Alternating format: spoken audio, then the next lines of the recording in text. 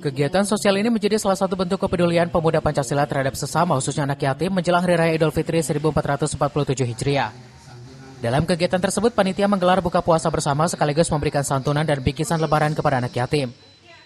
Aksi berbagi ini merupakan bagian dari program sosial pemuda Pancasila yang dilaksanakan di berbagai tingkat kepengurusan mulai dari ranting, PAC, MPC hingga NPW di berbagai daerah di Indonesia.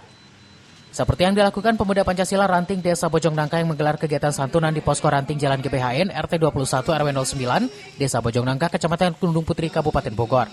Kegiatan ini diharapkan dapat membantu memenuhi kebutuhan anak yatim menjelang Hari Raya Idul Fitri sekaligus memperkuat tali silaturahmi antar warga.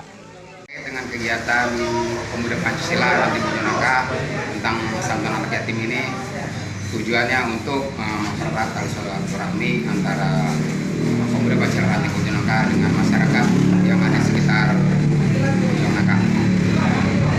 Kemudian kami berharap ke depannya pemuda Pancasila tetap di tengah-tengah masyarakat untuk melaksanakan kegiatan-kegiatan yang sifatnya positif.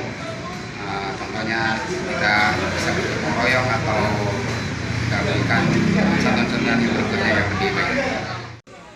Kegiatan tersebut juga mendapat apresiasi dari Ustadz Supriyatna Hidayat atau yang dikenal sebagai Ustadz Merah yang hadir memberikan tausiah dalam acara tersebut. Dalam ceramahnya, ia menyampaikan bahwa berbagi dengan anak yatim merupakan salah satu kewajiban bagi umat muslim sebagai wujud kepedulian dan upaya membahagiakan mereka.